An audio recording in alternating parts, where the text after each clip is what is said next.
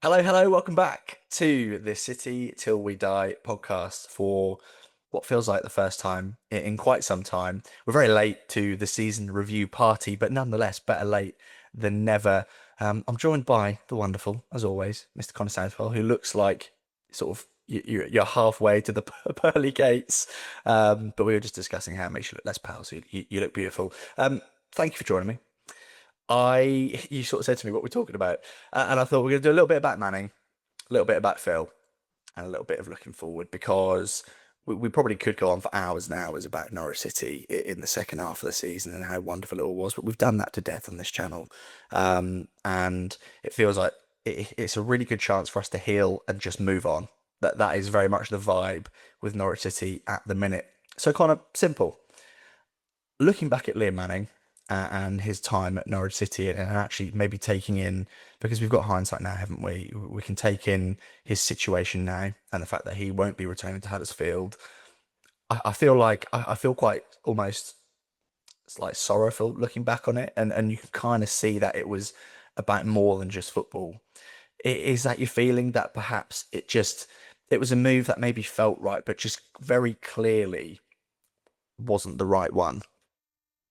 Yeah, I think so. I mean, the thing is, at the time, I remember sitting here a year ago, not necessarily with you at the time, but on everything else. And I think when you looked at the appointment in the round, and still now, even when you go back and you kind of think about it, and you think about the experience that he had in the Championship, what he'd done at not just Bristol City, it wasn't kind of a one-off achievement. At every kind of club he'd been at, there was evidence of some kind of success in a different sense. So I think there was a lot of stuff there that you go, yeah, okay, ticked a lot of boxes, made a lot of sense, was probably a safer appointment after obviously the failed Johannes Torp experiment, and maybe trying to balance off some of the areas that he didn't quite have in terms of that domestic experience, and also maybe that slight pragmatism that they wanted at the time as well. So yeah, I think for all of those reasons, it does still make sense why they went and got Liam Manning, and why he was top of their list. And I think if they did the same process this summer, not obviously him, but obviously a similar kind of category, and he would be in that situation one of the top candidates. So yeah, I can fully understand why that unfolded. But obviously, the great imponderable is, like you say, how much the stuff that he's been contending with, which is absolutely horrendous. Really, it's difficult to comprehend what that does to a human being in the short and long term, and obviously, clearly something that him and his family are still battling with. So yeah, I think there's lots of elements behind it. Of course, that's the one element that we can't really ask him about, and only he could provide an answer in terms of how much impact that actually made. Um, but I think even in keeping with all of those elements, probably none of us sort of foresaw it going as badly as quickly as it did. And I always felt extremely sorry for him as a human being, because, and I said this a few times, got a little bit of stick for it at the time. I always found him a very decent human being, a nice guy. I've said this a few times as well, but the Liam Manning who kind of did the media and the press conferences was very different to the guy that maybe you saw in different environments and settings. So yeah, it's a shame because obviously the local angle and all of those various aspects, but sadly, when you look at it through purely a football lens, it's hard to kind of use any other word other than disaster, really. Keeping it focused on football and actually, because we're going to talk about Ben Napper, I feel like it's a question that I've not heard asked in the Norwich City space, which is given perhaps the like fairly extreme circumstances of why it went wrong for him. Do you feel like, and I completely agree that the hire made sense, and I actually remember, I think it was specifically in your interview with Napper when he sort of went round and took his lashings and he mentioned like field tilt and stuff like that. Like we're down on the haunches and we're hearing about how Liam Manning's Bristol City's field tilt was good, which is why they hired him. But do you feel like because the hire made sense and the direction made like it added up, do you feel like that actually looking back on it, it almost takes the sting off of Ben Napper? Like ultimately the buck lies with him, but is there almost that element of, well, it made sense, it just didn't work for, and we're not saying it's totally this reason, but given how things have gone, and this is totally a hindsight question, do you feel that perhaps it almost you look at Napper and go, yeah, do you know what, maybe I kind of get where you were coming from, because when Liam Manning was let go, and we'll get on to that, it felt like Knapper had to go with him. It was a sure thing, and you had the whole Mark Atanasio quotes on Radio Norfolk about he needs him and vice versa. It felt like it was as sure as anything that he would leave with him. Do you feel like, given how things have gone since, that actually maybe it was just unlucky as opposed to a poor decision, and that perhaps Ben Napper deserves a little bit more grace given how well, touch wood, things have gone since then, if that makes sense?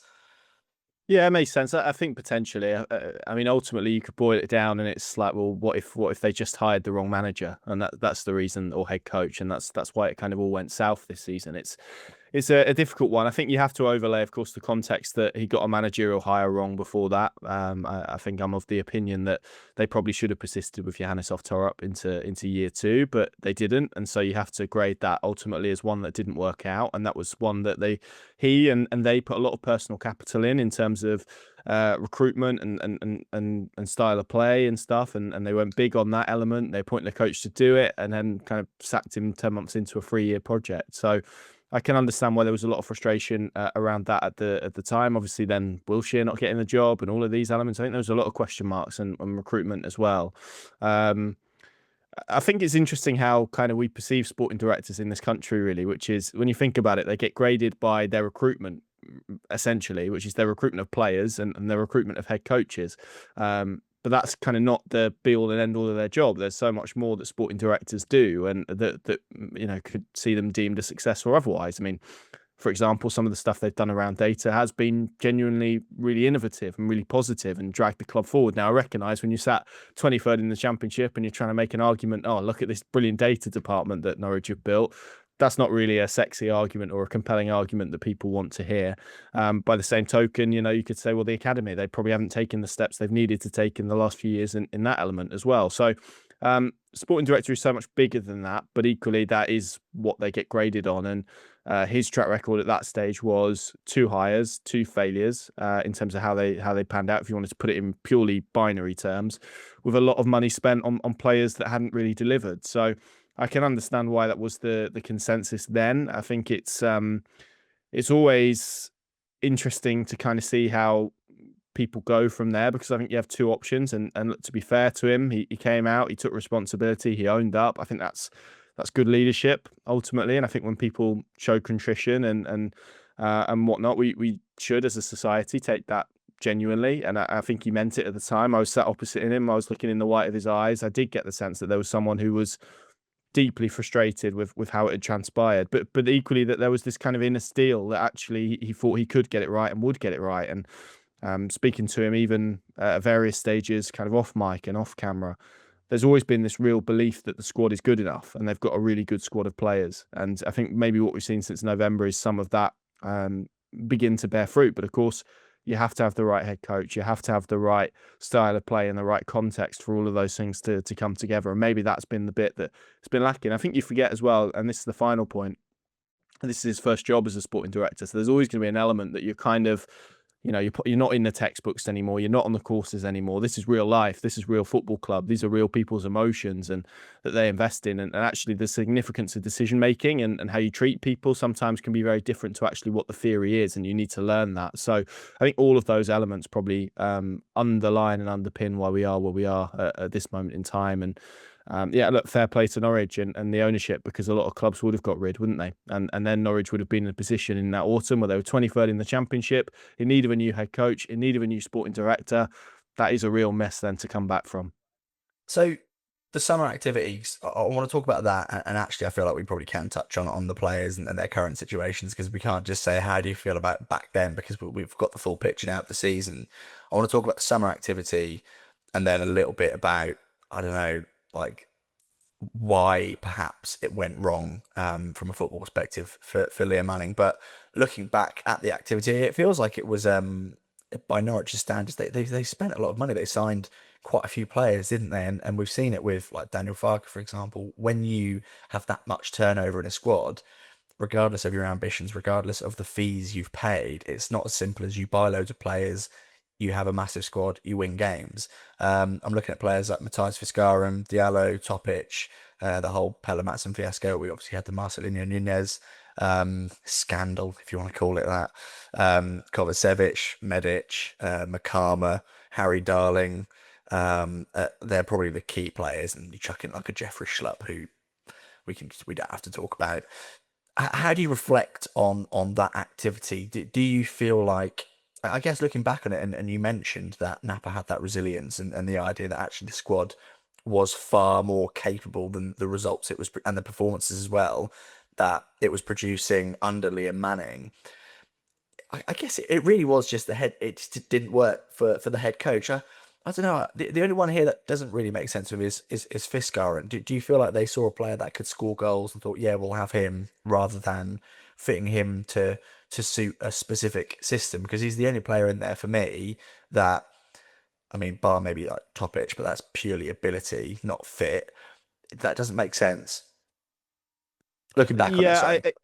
again at the time, I think when you look at Manning's Bristol City team, a key core of that was Nahki Wells, who was kind of a smaller striker that was quite heavy in the way that he pressed and all of that sort of stuff. So you could, I guess, kind of see the logic. But yeah, I do think at points, and again, I think this is something that I put to Ben Knapper at the time. It kind of felt like their recruitment was a bit scattergun in terms of maybe, oh, this is a really exciting player that we like, and he's a good player. Let's just try and get him, as opposed to what he needed to be, which was he's a really good player, but does he fit what we're trying to do? Does he fit the style of play? Is he someone that actually is going to help drive us forward? And it felt like almost a little bit of a production factory in that sense, or a talent factory where they were just getting these players in hope that they would slot in somewhere and shine, and then obviously they could sell them on. But actually, I think a really good example of this is that Farker team. When you take someone like Max Aarons or Jamal Lewis, who excelled in that system, but maybe haven't had the careers that we thought they would. Not to be disrespectful to them, because Max Aarons has played for some massive clubs and is a brilliant player. But he's getting linked with Barcelona is what I mean by this. Actually, sometimes you need a system that players look really good in to help their development as well. And when you don't have that, it can be really challenging. I think we've seen that with Chris Gorin in the second half of the season. So look, recruitment is always that, irrespective of how many you sign, you're always going to get a percentage right and wrong. That's the nature of it. And it's about in trying to keep that hit rate higher than kind of the miss rate. And I think by and large this summer and particularly, or last summer and particularly January, I think they have done that when you look at kind of some of the options in that squad. I mean, for me personally, Jakov Medic was always an odd one in terms of kind of profile and stuff. I never really got that, if I'm being honest. And I think we've kind of seen that play out. Chris Gordon's clearly a talented player. And again, I think if you'd have dropped him into that 18-19 Daniel Farker team, I think he'd have scored loads of goals. But in the context of this season, just doesn't and isn't. And Philippe Clement made this point earlier. When you have this kind of instability that Norwich have had now for a few years with head coaches, Johannes Torp plays a very, very different style of play to Philippe Clement and Liam Manning. In between, I think we were all still maybe kind of waiting to see what that was ever going to look like. But you end up with kind of a mismatch of players because you're recruiting for different types all the time, and that isn't really conducive to a successful football team. And there are talented players out there that maybe just don't fit your style of play, and you need to pick the ones that do. That's the challenge of the recruitment, I think. So that is probably, I think, why maybe some of those players haven't quite been able to be a success. And that's probably where it leads you on to this summer, about trying to make sure they get more of those players that are in the mould that Philippe Clement wants, to be able to excel in the Championship next season, because there are some really good players in there. A man called Forson, I'll throw another one in, maybe even a Jack Stacey, who I think in their own right, in the right system, could be really excellent players, but actually probably for what Philippe Clement wants, just don't quite fit. So football then, Liam Manning, and then we'll move on and be happy and smile and enjoy our weekend. I'm looking at his record.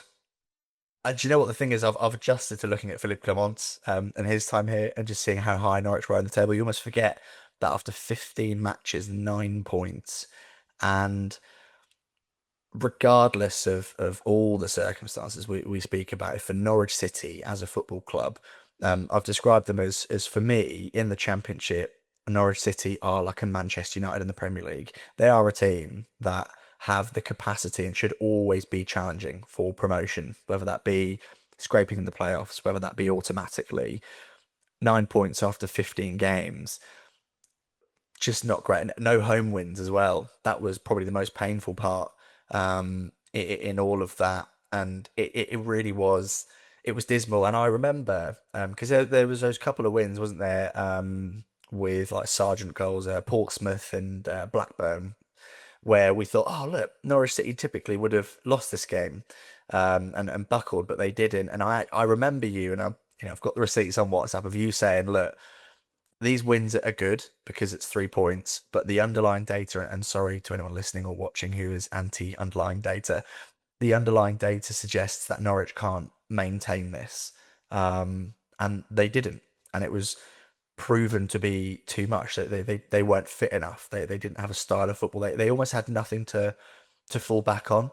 Another game that I think of as well is the draw, the way at Coventry, where the most bizarre thing about that game was they were a Harry Darling clearance away from beating the team that would go on to finish on 95 points and just blow this league out of the water.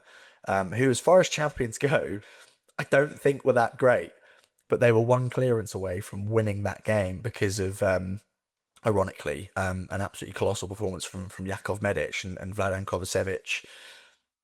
None of it made any sense, footballing wise. Do you like what do you put it down to in terms of if I was to say to you, right, mentality and fitness versus tactics? I appreciate it's both, but which way do you think it leans towards more, especially given that we know now that the squad was capable of a lot? Would you, for me, I'd probably say fitness. And we even saw it under Philippe Clement, and actually the fact that he's got them in already to start pre-season, and what is it? This 10-day fitness camp.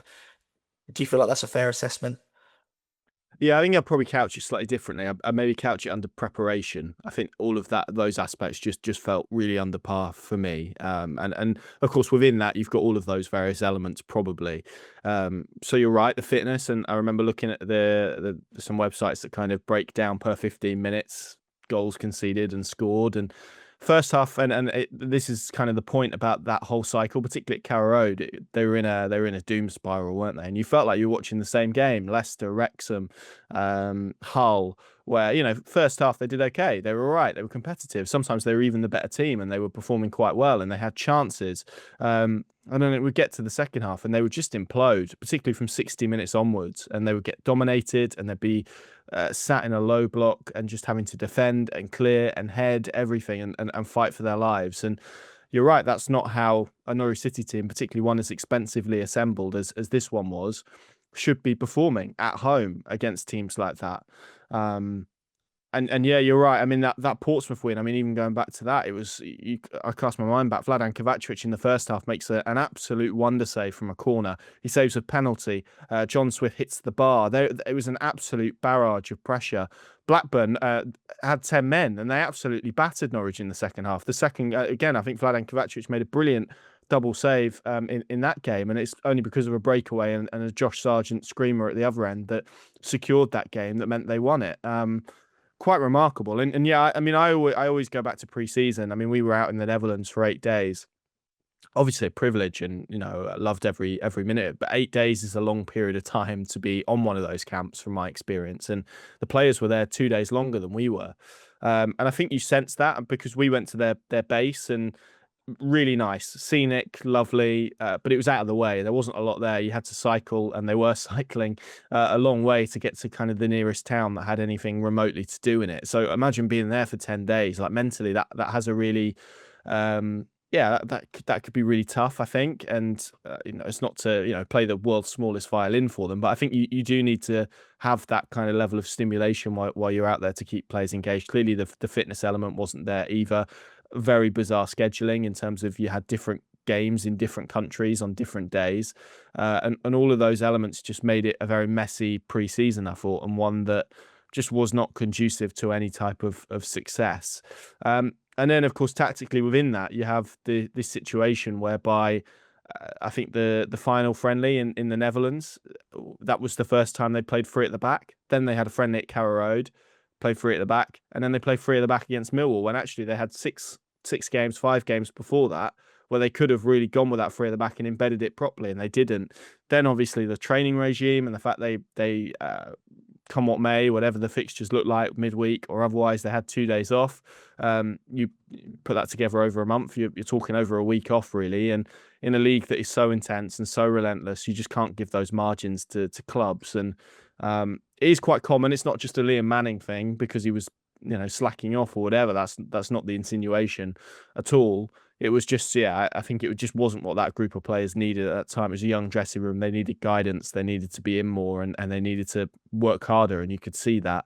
And obviously those are the changes that have come about. But yeah, I think from a Liam Manning perspective, I wish, and I'm sure with hindsight, he wishes as well, that he was stronger on pre-season. And that's not necessarily location. If location is set, then that happens. Norwich are maybe quite unique in the sense that their pre-season planning begins basically at Christmas, which is very, very, very rare. So often a lot of these things are set in, but definitely in terms of schedule, he should have said, no, we rip this game schedule up and we go with something that is more conducive to getting results. And I think if he'd have been firmer on that and yeah, maybe their whole preparation would have been better. I think it probably wouldn't have spiraled to the level that it did. But yeah, ultimately it got to a stage where it was just in this spin, and I don't think he as a head coach or they as a group of players had any sense of ability to kind of grasp that situation and drag themselves out of it.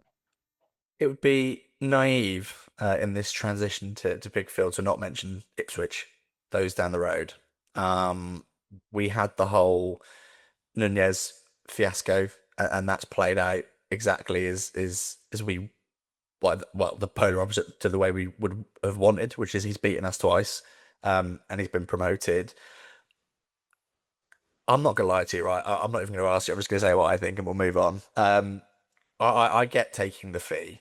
I'm really not offended by it. I get why people were, but the whole, I don't know whether this is me just like being up myself here. The whole like it felt like the pitchforks came out um, for Ben Knapper's head, and I feel like it was more reflective of where we were as a fan base regarding everything, rather than specifically that. 10 million quid for Nunez, a player that they'll probably sell in the summer or loan out in the summer. I'll take it. And a player didn't want to be here.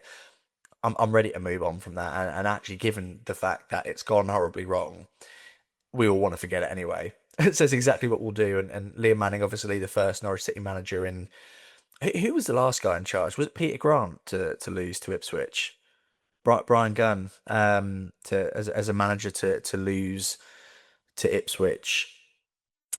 That probably was it, and I feel like that's almost the hallmark game that people say, which is that's when we should have got rid of him. We didn't.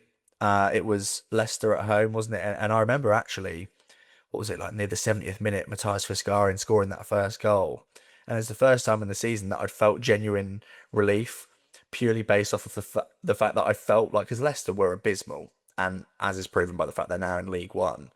Um, the relief I felt compared to the anger I felt after, and obviously I think it was kind of the case for the prior weeks, but definitely that game where fans were outside the stadium and people accused of verbally abusing people. We aren't going to get into that, but that was it. That was the night that things changed, and there was this element of right, we've got to get rid of both of them. We didn't. We stuck with Ben Napper.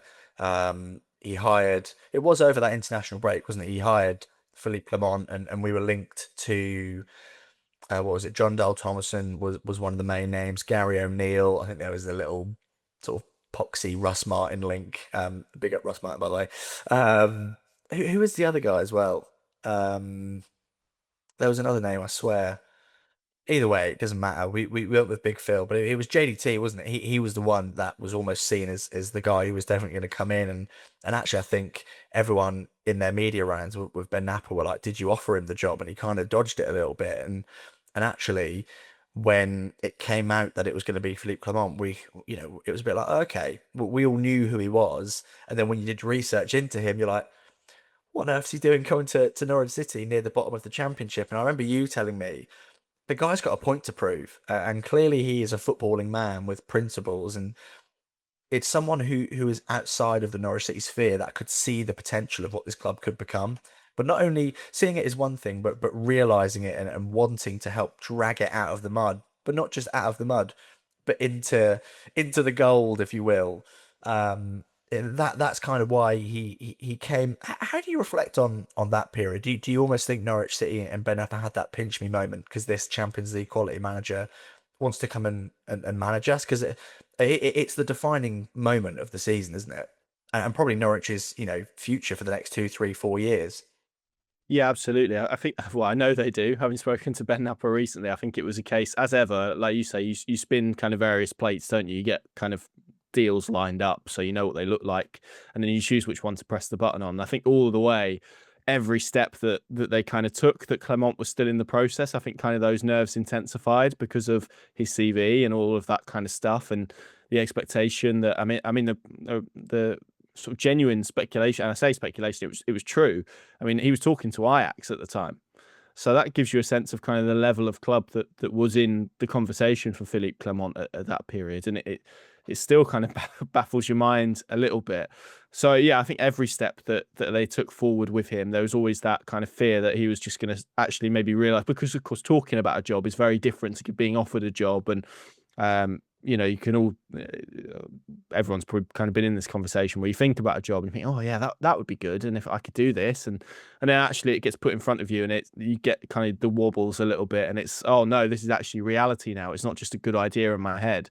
So I think at that point, that was maybe the stage where there was the most anxiety around it. But equally, as much as Ben Knapper's been criticised, and rightly so, for all of those various elements at the time, there should be real credit as well, because I think he and the club could have walked into those conversations and they could have really tried to sell it and gone, oh yeah, well, we're where we are, but that's not where we should be, and we've got all of these players, but they didn't. And the talks at the time, well, look, Philippe, we need you. We need your help. Come and help us. We've made a load of mistakes. These are all of the issues that we've got at the football club. We need you to come in and help us. And that was the candid nature of that, I think, basically kept Philippe Clement at the table and grabbed him a little bit. And then obviously the talks with the ownership and probably the ambition that they had moving forward probably helped solidify that in his head. I remember at the time, and I think we probably spoke about it privately and publicly, a lot of the kind of stuff, which I never really bought into, was, they need a firefighter. They need someone who's just going to get them in a low block, get them organised, grind out a draw here and there, and just keep them in the mix. And I never really subscribed to that. I mean, I quite like Gary Rowett as a coach, but I think he's kind of an example of that this season, of how clubs can get stuck in that position, and often you kind of limit yourself, and then when you limit yourself and you start playing for draws, if you fall on the wrong side of that, you get beat. Like the margins are very small in this league. So the fact that he came in and rebuilt this team, and all facets of it, really, from a fitness perspective, from how they recover, but also from a footballing standpoint as well. Defensively, he rebuilt the midfields, the attack as well. There's a real stability and clarity that he brought, and standards. So much of what he did in those opening months, the results probably didn't really uptick until the turn of the year. It kind of took there was a little bit of a lag, wasn't there? But it was all about kind of pushing the ceiling and pushing the standards and pushing the players from kind of a man management perspective, whilst he set kind of these elements. And actually some of the better footballing stuff came later. And he spoke to us a lot about building the story, and actually you have to add gradually, because if you go too quickly, players lose information and you can kind of regress as a result of that. So I think you have to say the whole strategy from Philippe Clement, as soon as he walked in the club, has been pretty faultless in terms of taking that really underperforming, poor team, and they were where they were in the table deservedly, and all of the numbers pointed to that, and creating them and building them slowly. As it would turn out, they'd end the season, and basically, if you took the table from his appointment to the end of the table as a top six team, that's a remarkable turnaround, and it doesn't happen often in football either. So, yeah, all of the elements, all of the facets that in every context that you look at, shows what an absolutely magnificent job he has done in some really trying circumstances. I'm trying to almost. I've got it written in front of me, and I'm trying to structure how we talk about Phil, because he's been here for, in footballing terms, like quite a while now. Like we've seen a lot of football played. We've seen enough of a sample as to what is his game and what his strengths and weaknesses are. And what I want to do is, because we know the sound bites about why he's been so brilliant, but I just want to highlight how impressive it's been given the circumstances. So, for example, the injury record, and I know you've said to me sort of privately that this season in the Championship, injuries are, I mean, just getting worse and worse and worse and worse, and we're seeing that all across football, aren't we?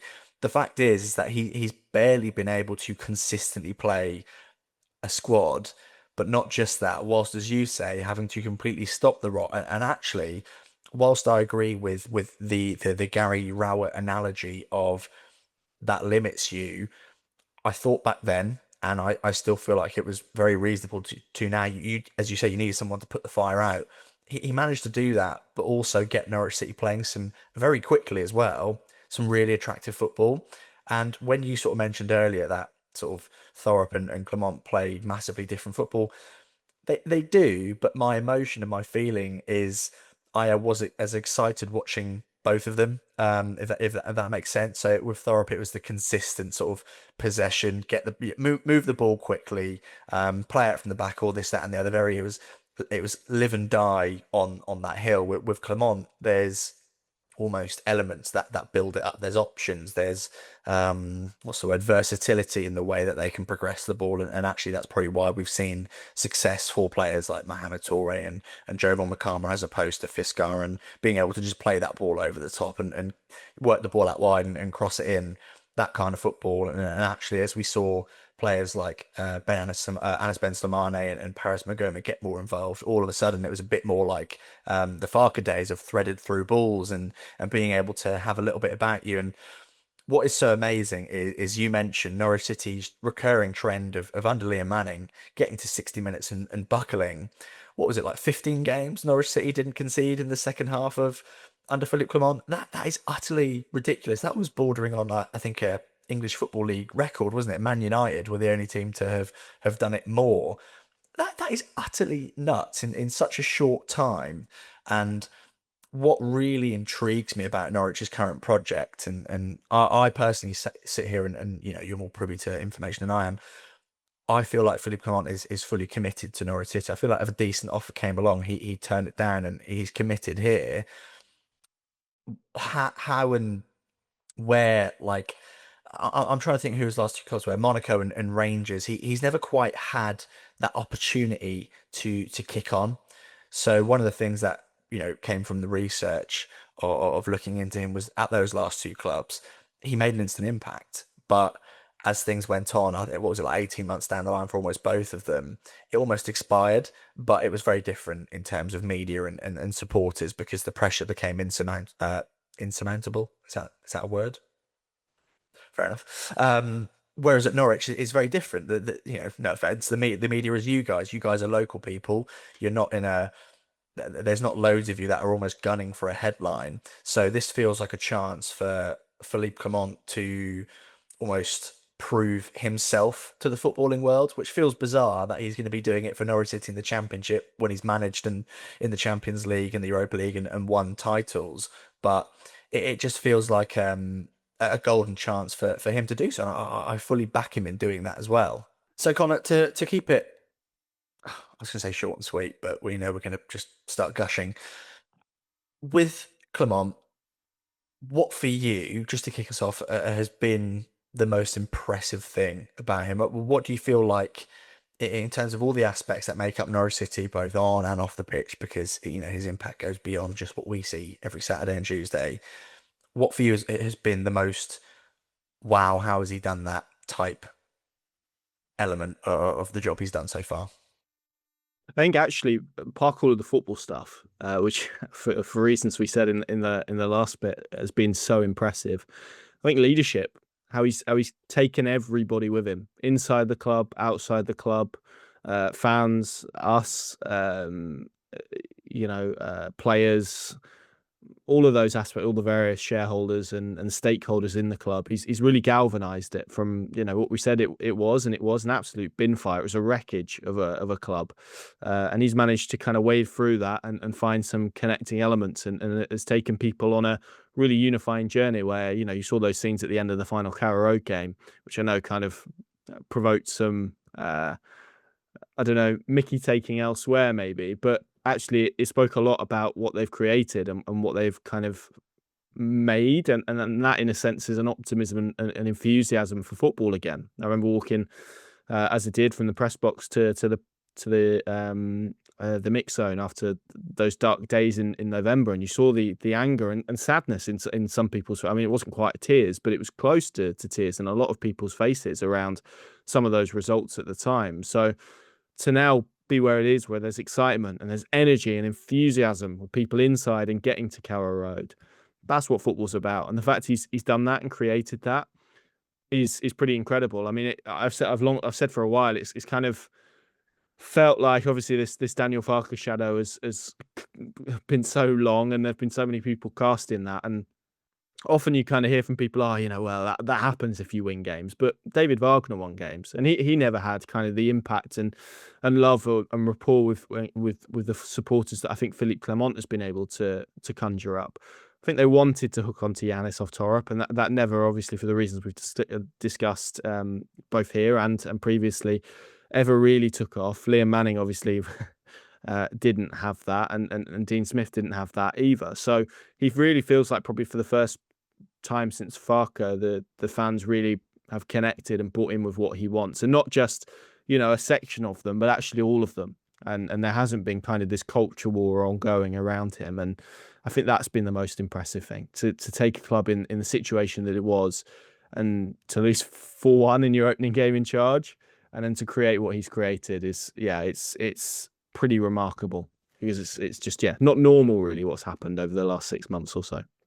Well, given the fact that like we lost at home to Ipswich, and we still love him, like culturally, it feels like we're hardwired to just detest anyone who loses to Ipswich. But because in my lifetime, I hadn't seen it since I was like 7. I was like, oh, I wonder how I'm going to feel. I feel great. I still feel really excited and optimistic. And as you say, the cultural shift. It's such a buzzword in football, isn't it? Culture. What does it mean? How does it look? How do you change it? How do you forge it? He's done it like almost by himself. His assistant, and actually, one thing that I really like about him, one of the many things, is when I think it might have been Paddy or yourself asked him about intentions behind backroom staff, and he said, "No, I like to work with the local people. I like to almost ingrain myself in what is already there, and I'm sure." If anyone departs and anyone joins, it'll be for the exact right reason. But the fact is he's not come in with, I was going to say a sense of arrogance, but almost there is, but for the right reasons. He's not come in and thought, right, I'm going to rip this up, I'm going to start again, I'm going to make it all about me. He's looked at it and thought, yeah, I can work with that. And he's done a bloody good job so far. And you mentioned the Birmingham game. I'm just, when I'm looking off over here, I'm looking at my other screen. I'm just looking at the results early on for him. And you mentioned that Birmingham game, the really disappointing draw against Oxford. What was it? Like really last minute, wasn't it? The equaliser.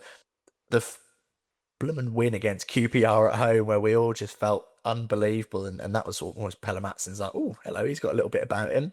Then losing to Watford and drawing to Sheffield United, and then that massive win against Southampton. You just look at those results, and it was bizarre because there were games where Norwich would get a point or win, and it would almost not feel as deserved as a game they lost, like the loss away to Watford. I can't believe we didn't win that.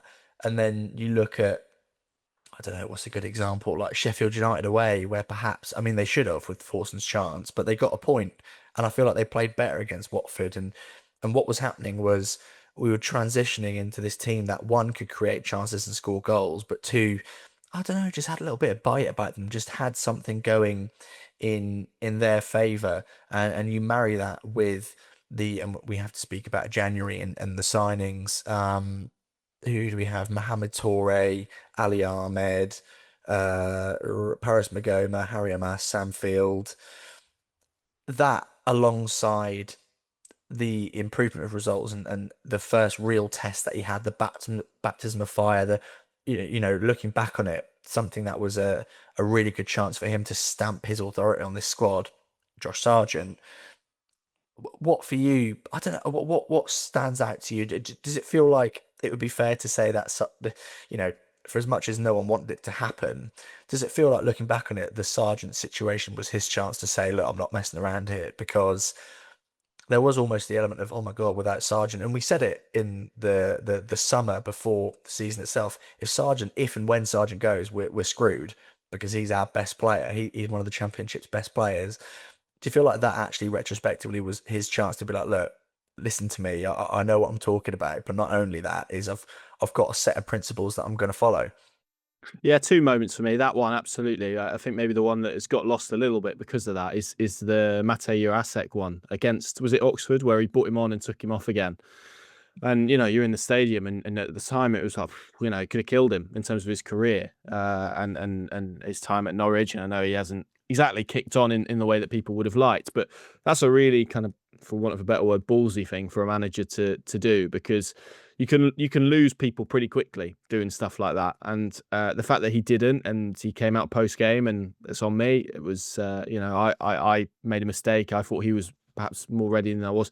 He could have absolutely thrown Jurasek under the bus, and probably at the time, let's be honest, had a lot of fan support by doing that. If he'd have gone down that route, he didn't. He then, I remember asking him about it at the following pre-match press conference. Again, was very good on it, and his reference to Christos Scholes and all of that kind of stuff in terms of that potential. You can lose a squad like that, and doing stuff like that, and actually it had the opposite effect, because you came out and backed it up and kind of sold it, if you want, for want of a better term, so well.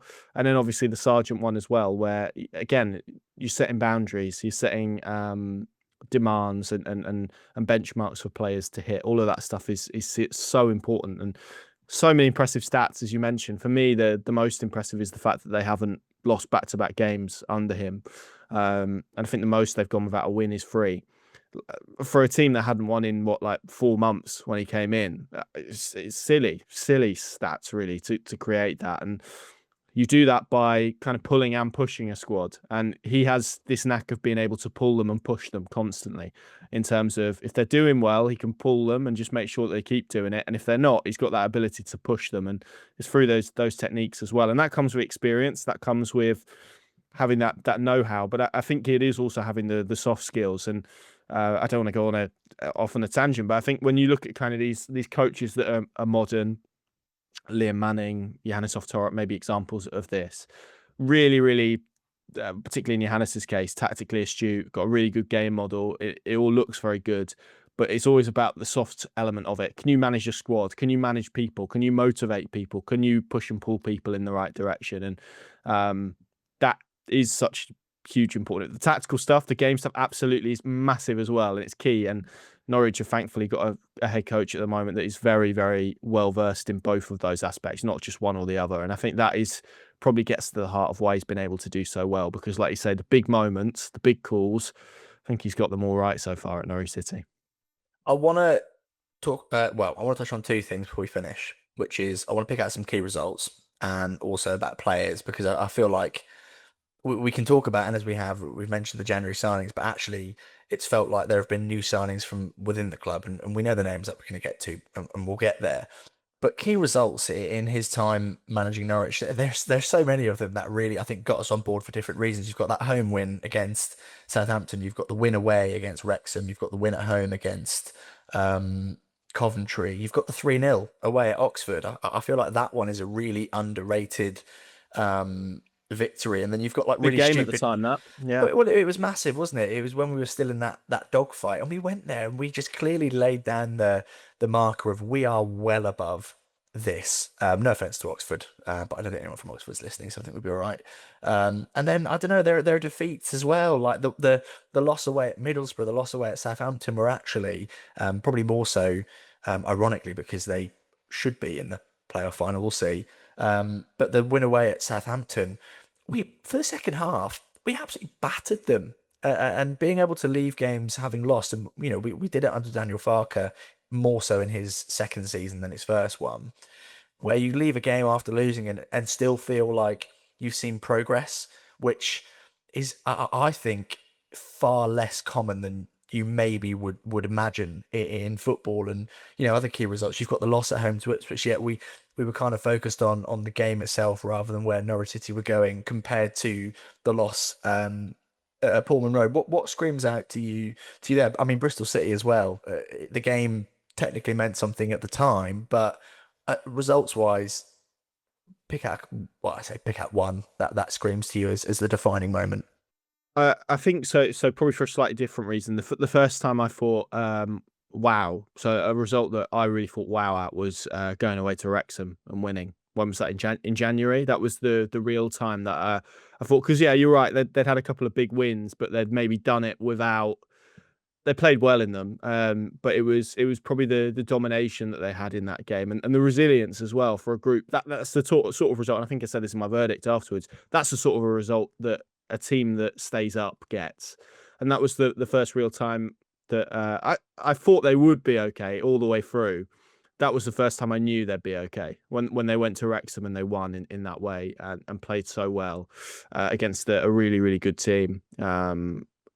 Yeah, that was a real wow moment. Coventry at home, but then I always think when you win at home, there is the element of, well, it's at home. So even like Oxford beat Ipswich this year, for example, like you can have those in a season that's not great. For me, it was what they did on the road.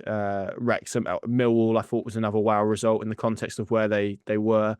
Um, Maybe ironically has cost them automatic promotion ahead of Ipswich, that result, but in terms of where Norwich were going was absolutely massive as well. So yeah, those are the standards. But again, what he did on the road generally was really impressive in terms of making Norwich a really capable team that could. And he's spoken about this win anywhere, not just be this team that's really really good at Carrow Road, but actually can't put two legs together and can't walk in a straight line when it leaves Norfolk. And that's something we don't really associate with Norwich that much, being really robust and strong on the road. They're quite a nice team. They play nice football at Carrow Road, and they always win in a really sexy way, and it's good to watch. But actually, when the going gets tough, when there's a team that's in their face and they have to go away and they have to stand tall, they wilt a little bit and they fold. I think he's kind of defied that a little bit in terms of what they've done and how they play away from home as well, and doing it in a really attractive way, not just again sitting in two blocks of four and scoring off a set piece. That hasn't been the way they've done it. They've gone away from home, controlled games, and deservedly won them. So yeah, lots of, as you say, lots of sort of standouts in there. But it's that Wrexham result. That was the first day that I thought, yeah, this guy and this team is moving. I probably didn't realize how quickly, but it's moving in the right direction. So finally, players. I feel like we could do this for hours, but panic not, we shan't. Who for you, and I'll throw some names at you, who for you has really been a standout? And let's not beat around the bush. It's because of Clement and what he's brought out of them. I'm thinking of Jose Cordoba, Rory McConville, Pella Matson, Kenny McLean to a degree. And then you've got Mohamed Toure coming in January. And there's a whole podcast to be done about Mohamed Toure. Jovan Makama in the earlier spell of Norwich City turning things around.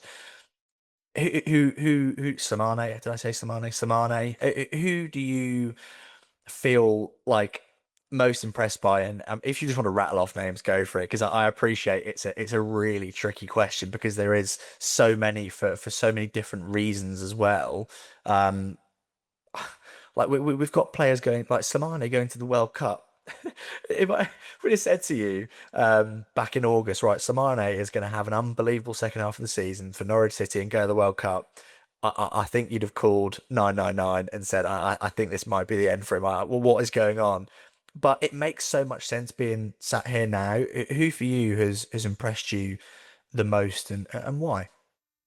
I think, yeah, I think there's a lot of different ways to take that question. Obviously, over the course of the campaign, Kenny McLean, I thought was Norwich's standout. I didn't even really think it was that close, if I'm being honest. In terms of if you looked at it over a 46 game season, I think one of the best campaigns that he's played, with the context that he was playing a lot of it on one leg and with with a back that needed a lot of resting. So the fact he pushed himself through and through that kind of physical barrier is a testament to him, I think, and the professional that he is and how much this club means. In terms of since Clement took over, I think you're right. That defensive two, McConville, who I think you have to remember barely got a kick under Manning. I mean, he wasn't even making matchday squads under Manning at one point. Under Torup as well, he's really blossomed. I think the bulk of his Norwich appearances now have come under Philippe Clement, and I think most people would say he's now that starter on the right side, and I think he will be him and Cordoba. Going on to him, I think he's probably the one that has probably emerged to have the highest I don't know, ceiling's the wrong word, because where he's currently got to, I think maybe the highest rate of growth, I think, and so quickly. I think his level of performances have gone from erratic and inconsistent, whilst everyone knowing that he kind of had all of the tools in his toolbox to be a really capable defender, to actually converting some of that potential into ability and showing that consistency that we would like. I mean, that game against Derby was sublime, wasn't it? And then he ruined it by giving a penalty away against Swansea. But I think by and large, he has played really well. Trying to think who else. Obviously, the players you mentioned there, Matson has been excellent. Torre again. I'll be honest, I'm still not sure whether he's any good or not, to be honest. But as a goal scorer, he's been fantastic. Ali Ahmed, I've been a little bit surprised by some of the discourse around him, that maybe he's not actually that great. I think you have to look at it through the context of that's a lad that's played so much football since he's come in off the back of a full MLS season. I think the impact that he's had has been really important. Kellen Fisher, I think, has been superb under him, and Vladan Kovacevic as well. I'll be honest, I was a little bit surprised that Vladan wasn't more in the conversation for certainly the top three of player of the season.